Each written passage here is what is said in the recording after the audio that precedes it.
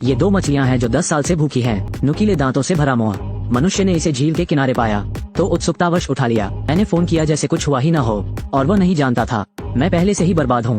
बस जब आदमी अपनी जान देने वाला था, मैंने पाया कि मैं इससे छुटकारा नहीं पा सकता। एक ईल ने काट लिया।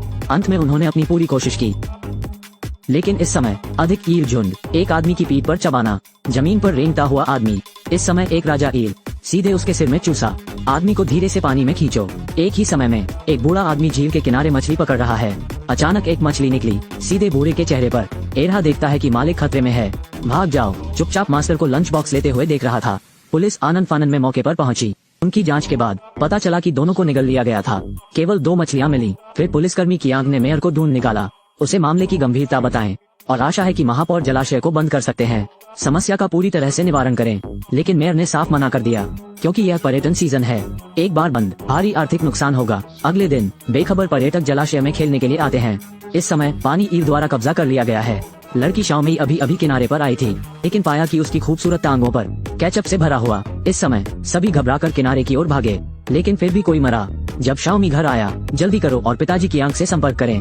उसे जलाशय के बारे में बताया, इसलिए भाई की आंख ने पुलिस द्वारा जांच की व्यवस्था की। लेकिन पुरुष ईल की भयावहता के बारे में कुछ नहीं जानते। पे को इत्मीनान से खोलें और बस पीने ही वाले हैं। मुझे हाथ पर एक ईल ने काट लिया था और बड़ाहट में सीधे पानी में जा गिरा। इस तरह ये ईल का लंच बन गया। जब भाई की आंख झील पर पहुंचे, एक सहयोगी की नाव मिली। फिर उन दोनों ने जांच के लिए नाव खोलने की तैयारी की, लेकिन इस समय अचानक ईल ने हमला कर दिया। अभाग्य से उन दोनों ने अपनी तरफ से पूरी कोशिश की, मछली से आसानी से मुक्त हो जाओ। लेकिन इस समय आवेई का फोन आया। कहा कि एक साथी की लाश मिली है। मौत के कमरे ने एक मृत लड़के को भेजा। मौत बड़ी अजीब है। फोरेंसिक डॉक्टर धीरे धीरे आदमी के कोट को खोल देता है, फिर डिस्पोजेबल दस्ताने पहने। लेकिन इस समय मरे हुए आदमी का पेट फड़फड़ाने लगा, लेकिन फोरेंसिक डॉक्टर नहीं मिला। अभी भी सावधानी पूर्वक विच्छेदन उपकरण का चयन करना। तभी उनका फोन आया। भाई की आंख ने जल्दी से फोरेंसिक डॉक्टर को बताया, अभी तक उस मृत शरीर को मत छुओ। लेकिन यहाँ आवाज गिर गई। एक ईल बाहर निकलती है सीधे फोरेंसिक के लिए। फिर उसके पास और भी मछलियाँ आई। जब भाई की आंख और अन्य लोग मुर्दा घर पहुँचे, फोरेंसिक डॉक्टर सांस नहीं ले रहा था और मछलियाँ सीव में घुस गई हैं। इस स्थिति का सामना करें। भाई की आंख ने जल्दी से मेयर को जाने दिया, सभी जल प्रणालियों को बंद करें। लेकिन मेयर इससे सहमत नहीं है। इसे इतना गंभीर मत समझो, कोई रास्ता नहीं दिख रहा है। भाई की आंख केवल मीडिया को रिपोर्ट करने के लिए खोद सकते हैं। निवासियों को सभी सीवरों से दूर रहने की चेतावनी दी जाती है। एक ही समय में शहर में अनगिनत मछलियाँ तैरती हैं। पाइप के साथ निवासियों के घरों में चुरो। अपना चेहरा धोने और अपने दांत ब्रश करने की बात न करें। यहाँ तक शौचालय जाने में भी परेशानी होती है। इस समय मछली रेंगना सीख लिया है। अधिक से अधिक लोग मारे गए। जलाशय के आसपास बड़ी संख्या में लाशें दिखाई दी। ऐसी भयानक मछली का सामना करना, लोग कुछ नहीं कर सकते, इधर उधर ही दौड़ सकते हैं। एक ही समय में महापौर शौचालय का उपयोग करने के बाद अपनी गांड पहुँचने वाले थे। मेरा ईल से निकट संपर्क हो गया। पलक झपकते ही मेयर बिना सांस लिए जमीन पर गिर पड़े। दूसरी ओर भले ही कोई महिला पुलिस अधिकारी कार में छुप जाए, ईल के हमले से निजात नहीं मिल पा रही है। और भाई की आंख सहकर्मियों को मरते देखना, लेकिन इसे रोक नहीं सकते। बस जल्दी से यहाँ से निकल जाओ। हालांकि इस समय भाई की आंख के घर पर भी ईल ने आक्रमण किया था। बेटी और पत्नी की जान दांव पर है।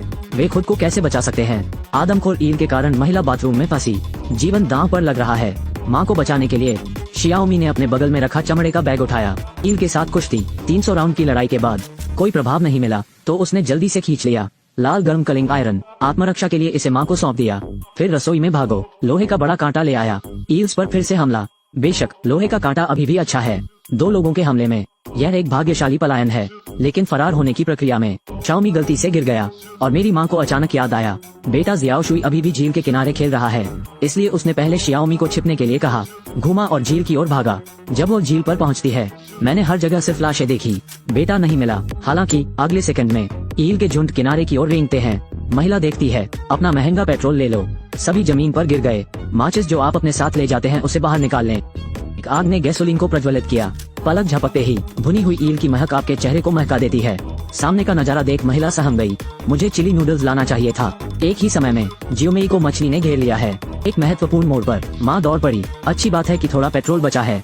मैंने अपने बगल में फिर से ईल को प्रज्वलित किया। भाई की आंख भी घर लौट आया। बेटे बयूरो को सफलतापूर्वक बचाया।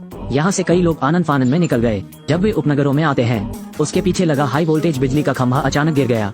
जमीन पर मौजूद सभी मछलियाँ कट लगने से मर गई। ये पता चला है कि ईल बिजली के झटके से डरते हैं। तो भाई की आंख ने तख्तापलट के बारे में सोचा। आप यहाँ ईल इकट्ठा कर सकते हैं, फिर उन्हें खत्म करने के लिए बिजली के झटके का इस्तेमाल करें। इस समय सहयोगियों ने एक साहसिक निर्णय लिया, सीव में कूदने को तैयार, सभी ईल को आकर्षित करें, और अंत में उनकी मृत्यु हो गई। दूसरी तरफ भाई कियांग ने जल्दी से स्विच खींच दिया, पलक झपकते ही हजारों मछलियां विद्युतीकृत हो गईं। वीडियो भी यही खत्म होता है, लेकिन क्या वास्तव में ईल हल हो गया है?